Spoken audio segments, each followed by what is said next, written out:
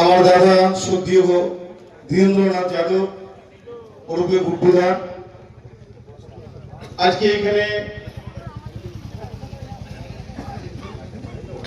আপনাদের সুপরিচিত নবগ্রাম ব্লক কংগ্রেসের নেত্রী এবং নেতৃত্ব অঞ্চল থেকে বুথ সর্বস্তরে অনেকেই এখানে উপস্থিত আছেন। মীর বাদাম আলী আমাদের মধ্যে আজকে নেই, কারণ একটু বাইরে গিয়েছে।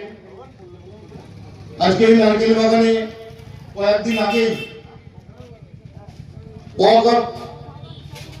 কেন্দ্র সরকারের যে অবৈধ বিল, সেই ওয়াকফ বিলের বিরুদ্ধে আমরা এখানে প্রতিবাদ করেছি।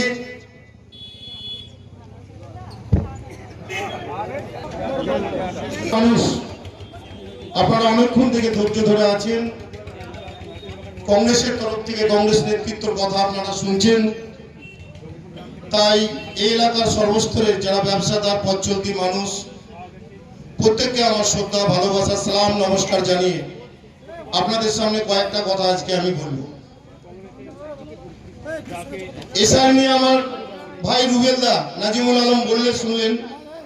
আচ্ছা, একটা কথা আপনাদের কাছে বলি সোজাসুজি ভাবে, যে ভোটার কার্ড, আধার কার্ড দেখিয়ে ভারতবর্ষের প্রধানমন্ত্রী নির্বাচিত হয়েছেন, স্বরাষ্ট্রমন্ত্রী নির্বাচিত হয়েছেন, বাংলার মুখ্যমন্ত্রী নির্বাচিত হয়েছেন, এই জেলার এমপি নির্বাচিত হয়েছে, এমএলএ নির্বাচিত হয়েছে, কারো মুখ থেকে কোনো কথা শুনতে পাচ্ছেন? এক একটা অঞ্চলে 5,000, 5,500, 4,000 করে মানুষকে এই এসআইআর এর নামে যে তাদেরকে হয়রানি করা হচ্ছে, এগুলো কি উচিত হচ্ছে? এগুলোর ব্যাপারে আপনাদের এই এলাকার আমাদের জেলার 3খানা এমপি তারা কি কেউ মুখ খুলেছে? সুবুদ্ধি সম্পন্ন মানুষ আপনারা নিশ্চয় এগুলো বুঝতে পারবেন, বুঝে আগামী দিনে আপনারা আপনাদের মতো ভাবে ডিসিশন নেবেন। তাই আমি যে কথা বলছিলাম, পশ্চিমবঙ্গের দুর্নীতি যদি বলতে লেগে যায় সকাল হয়ে যাবে। তাই সারা বাংলা জুড়ে কোথায় কি হচ্ছে আমরা জানি না। এই বাংলায় কংগ্রেসকে বাঁচানোর জন্য কংগ্রেসের বিরুদ্ধে লড়াই করতে হয়েছে আমাদেরকে। এই জেলার কংগ্রেসকে বাঁচানোর জন্য কংগ্রেসের বিরুদ্ধে লড়াই করতে হয়েছে অধীর চৌধুরীর নেতৃত্বে।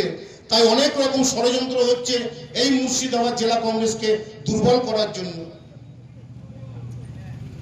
সেগুলো সময়ের সঙ্গে আমরা দেখব। সারা বাংলা জুড়ে সন্ত্রাস, ধর্ষণ, খুন। তাই আজকে আমাদের মুর্শিদাবাদ জেলাও কিন্তু তার গুনতির বাইরে থাকলো না। 7ই জানুয়ারি আমাদের প্রত্যেকের ঘরে আমরা তাদেরকে কেউ খেয়াল রাখি না, কারণ একটা পাড়া মানে আমাদের পরিবার, একটা এলাকা মানে আমরা 10। তাই সবাই মিলে অন্তত পক্ষে নিজের এলাকায় যখন আমাদের ছেলে মেয়েরা ঘোরাঘুরি করে আমরা নিঃস্বার্থভাবে থাকি। তাই বাংলার প্রশাসন আজকে কোথায় গিয়েছে? একটা 6 বছরের শিশু সকাল 10টার সময় তার মা বলছে, কয়েক মিনিটের জন্য আমি বাড়ির ভিতরে গিয়েছি, তার মধ্যে থেকে আমার শিশু উধাও। দেরি না করে পুলিশে কমপ্লেন করা হলো। পরিবারের অভিযোগ, পুলিশের তৎপরতা দেখিয়েছে, আমাদের শুনে ভালো লাগলো। কিন্তু আজকে কতদিন হলো? 7 তারিখ, আজকে 14 তারিখ, 1 সপ্তাহ পার হয়ে গেল। আমাদের বাংলার মুখ্যমন্ত্রী একজন মহিলা, এরকম ধরনের একটা নক্কারজনক ঘটনা ঘটে গেল, তার মুখ থেকে কোনো প্রতিক্রিয়া পাওয়া গেছে? বাংলা যুবরাজ অভিষেক ব্যানার্জি তিনি উন্নয়নের গল্প করে বেড়াচ্ছেন, তার মুখ থেকে একটা কোনো প্রতিক্রিয়া পাওয়া গেল না? আমরা এই জেলার প্রশাসনের কাছে 1 সপ্তাহ হয়ে যাওয়ার পরেও আমরা তাদের কাছ থেকে কোনো কিছু জানতে পারলাম?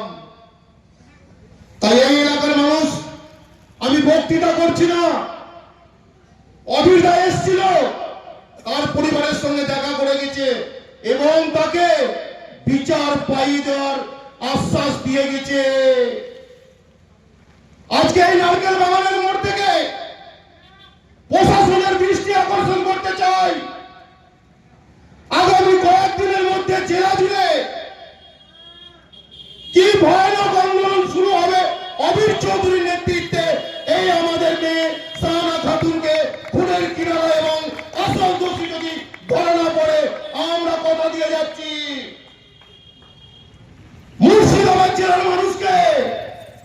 অধীর চৌধুরী যতদিন বেঁচে আছে, এই অন্যায়ের বিচার যতক্ষণ না পাবে, যতদূর যেতে হোক, যত দূর যেতে হোক, অধীর চৌধুরীর নেতৃত্বে আমরা যাব।